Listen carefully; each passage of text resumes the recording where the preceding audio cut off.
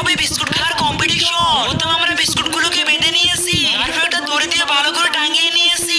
এই যে আমরা যতজন মানুষ আছি কতগুলো বিস্কুট টাঙানো হবে। এই যে আমার বিস্কুটটা দেখে নিয়েছি, আর আমরা সবাই লাইন করে দাঁড়িয়ে পড়েছি। এবার শুধু খাওয়ার পালা, দেখি দেখি কে আগে খেতে পারে। আরে তখন থেকে তারা দেখছি খেতে পারছে না। আমি তো পেরে গেছি, আর আমিও কিন্তু পেরে গেছি, আর আমি তো পারছিই না, আর আমি জিতে গেছি। আমি সবাই থেকে ফার্স্ট, আমিও কিন্তু ফার্স্ট হয়েছি, আর আমি তো সে তখন থেকে খেতেই পারছি না।